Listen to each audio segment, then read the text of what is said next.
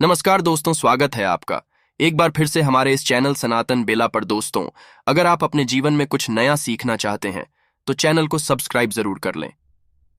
नमः शिवाय, हर हर महादेव, जय महाकाल। कैसे हैं सब लोग?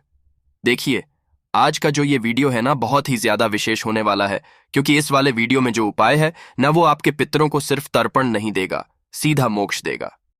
आप सबको पता है, 29 सितंबर से 14 अक्टूबर तक श्राद्ध पक्ष यानी कि पितृपक्ष की शुरुआत हो रही है। और ये जो 16 दिन होते हैं आपके पितरों के लिए समर्पित होते हैं। आपके पितृ देवता जो आपके पूर्वज होते हैं, पितृलोक से मृत्युलोक पर आपके घरों में आते हैं, ठीक है ना? और मात्र आपको छोटा सा करना होगा, तुलसी जी में गंगा जल छींकना होगा 5 बार, और आपके पितृ को सीधा मोक्ष मिलेगा। आप काफी सारे भाई बहन मेरे ये कहेंगे कि भैया, पूज्य गुरुजी तो कहते थे कि पितृ को मोक्ष नहीं मिल सकता है, उन्हें तर्पण किया जा सकता है। तो एक बार मात्र पूज्य गुरुजी की हैदराबाद वाली कथा सुन लीजिएगा। अगर आप सारी कथाएं सुनते हैं और आपको अगर नहीं पता है ना, तो आपने हैदराबाद वाली कथा मिस कर दी है। ढूंढ करके सुन लेना, उसके अंदर सीधा सीधा पूज्य गुरुजी ने इस वाले उपाय को बताया हुआ है। पूज्य गुरुजी की कथा सुनकर और समझकर पूरे उपाय को बड़े ही विस्तार से बताऊंगा, परंतु उससे पहले आप सबसे एक छोटी सी गुजारिश करूंगा कि जो लोग पहली बार आए हैं, चैनल को जरूर सब्सक्राइब कीजिएगा और वीडियो को लाइक करके महादेव जी का कोई सा भी प्यारा नाम कमेंट बॉक्स में लिखना मत भूलिएगा। एक और चीज बता देता हूं कि जो पितृलोग हैं ना, वहां पर जिस सुधा का आप स्मरण करते हो, वो पितृलोग जो भी व्यक्ति, स्त्री, नारी, पुरुष, महादेव जी का और मैया पार्वती जी का स्मरण करता है ना, उनको कभी भी पितृदोष नहीं लग सकता है। ये चीज ध्यान ठीक है ना? इस पूरे वीडियो के अंदर हम लोग 3 महा उपायों के बारे में बात करेंगे, जो कि ना सिर्फ आपके पितृदोषों को दूर करेगा, आपके पितृ को मोक्ष दिलाएगा, आपके घर की उन्नति, आपकी मनोकामनाएं पूरी होगी, धन की आवक होगी, घर में कभी भी बीमारियां नहीं रहेगी, ना ही कभी क्लेश रहेगा, हमेशा सुख शांति समृद्धि बनी रहेगी। सबसे पहले बात कर लेते हैं पहले वाले उपाय की तरफ। ध्यान रखना, जिन घरों के पितृ देवता खुश रहते हैं ना, उस परिवार में कभी किसी तरीके की समस्या जीवन में कभी नहीं आ सकती। वो हमेशा उन्नति के मार्ग पर जाता। पहला वाला जो उपाय है ना, ये होगा आपके पितरों को मोक्ष दिलाने के लिए है ना। हैदराबाद वाली कथा का उपाय ध्यान से सुनिएगा। करना क्या है, आप सभी लोगों के घरों में गंगा जल तो होगा ही होगा, चाहे ज्यादा नहीं थोड़ा सा हो, गंगा जल तो होगा ही होगा। थोड़ा सा गंगा जल लेना है ना, और एक लेनी है कटोरी, ज्यादा नहीं लेना है। गंगा जल एक लेनी है कटोरी। अब ध्यान रखना, ये जो कटोरी है ना, खाली होनी चाहिए, इसके अंदर आपको गंगा जल नहीं डालना है। ध्यान से सुनना, इस वाले गंगा जल नहीं डालना है, सिर्फ आपको खाली कटोरी लेनी है। और जो 16 दिन होते हैं ना पितृपक्षी के, किसी भी दिन पूज्य गुरुजी ने बोला, जरूरी नहीं है आप डेली करो, है ना? आप जितनी बार कर सको उतनी बार कर लेना, परंतु कम से कम एक बार जरूर करना। इस कटोरी को लेकर के और थोड़ा सा गंगा जल अलग दूसरी वाली कटोरी में लेकर के पहुंच जाना।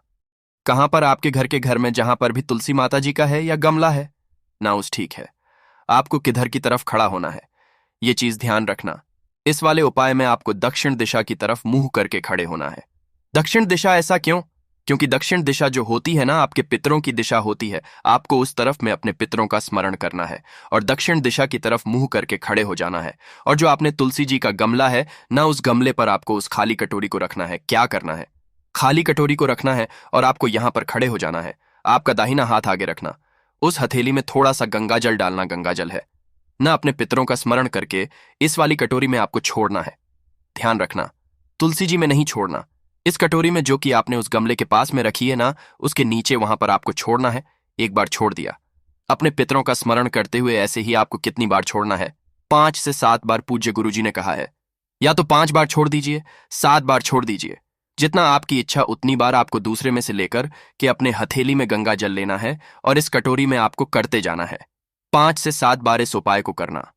उसके बाद में आपको अपने पितरों का स्मरण करना और इस कटोरी को यहीं पर धरा रखना 1, 2, 3, 4 घंटे, जितनी भी देर के लिए। जब शाम का समय आएगा, डेली का समय, इस कटोरी को यहां से उठाना और उठा करके किसी भी वृक्ष के नीचे हो सके तो जो 3 वृक्ष पितरों के समान है, बेलपत्र का, पीपल का और वट का, वहां पर जा करके इसे समर्पित करके आ जाना। मात्र एक बार जो भी व्यक्ति इसको कर लेता है ना, उसके पितरों को सीधा तर्पण नहीं, मोक्ष प्राप्ति होती है।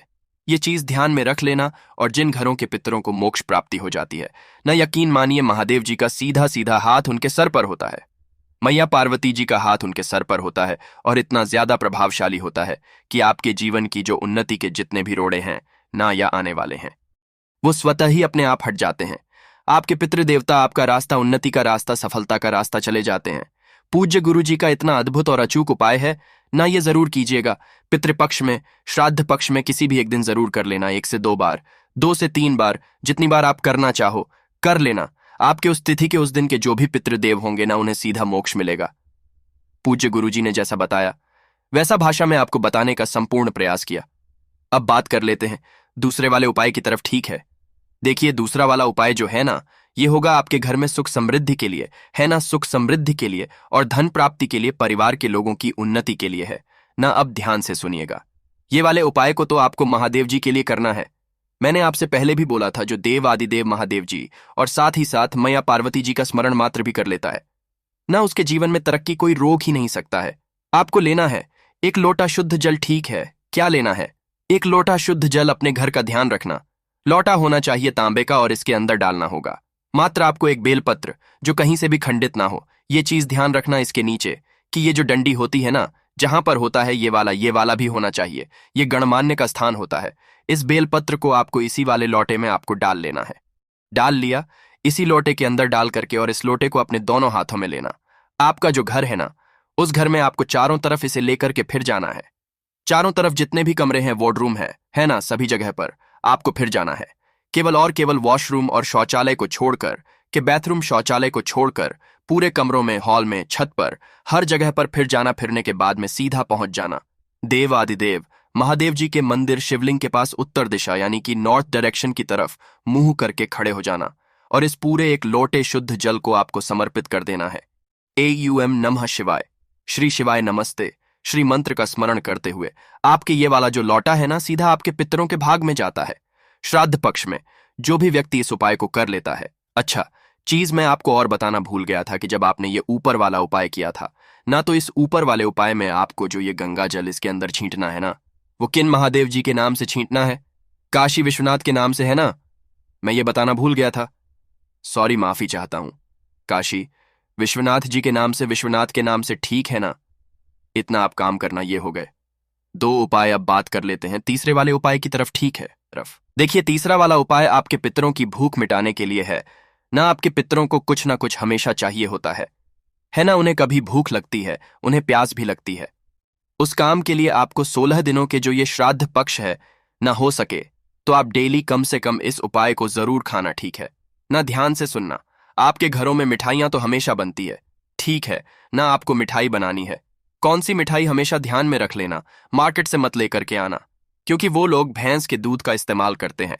आपको गाय के दूध का, जो भी गाय के घी का भी आप मिठाई बनाओ, चाहे कुछ ना बनाओ, आप तो थोड़ी सी खीर बना लीजिए, परंतु गाय के घी की, गाय के दूध की ही होनी चाहिए है ना। जो भी आपने खीर बनाई है ना, उसे आपको 1 पीपल के पत्ते पर रखना है और इस पीपल के पत्ते को सुबह 10 बजे से पहले 1 लोटा शुद्ध जल लेकर के पहुंच जाना। कहां पर? पीपल के पेड़ के नीचे ही है ना। दक्षिण दिशा की तरफ मुंह करना, क्योंकि दक्षिण दिशा में बहुत बार बता चुका हूं, ये आपके पितरों की दिशा होती है। दक्षिण दिशा की तरफ आपने मुंह किया और उस 1 पीपल के पर जिस पर आपने क्या रखा है, थोड़ी सी खीर, जो भी मिष्ठान आपने घर पर बनाया है, उसे रखना। 5 मिनट यहां पर खड़े रहना, पितरों से आह्वान करना कि वो इसे ग्रहण करें, ये उनके लिए है। और ऐसा करने के पश्चात आपको 1 लोटा शुद्ध जल वहीं पर आपको समर्पित करना होगा। ये उनकी भूख और उनकी प्यास, जो कि उन्हें सीधा उनके भाग में जाता है, वो तर्पित हो जाते हैं। वो आपको आशीर्वाद दे करके जाते हैं। आपके जो भी पितृदेवता होते हैं, इन 16 दिनों के अंदर अगर आप अपने पितृ को करने के लिए जो संभव उपाय हो सके ना, वो आप सारे कर लीजिएगा। आप ये साल देख लेना, अगला साल देख लेना, कितनी उन्नति होती है।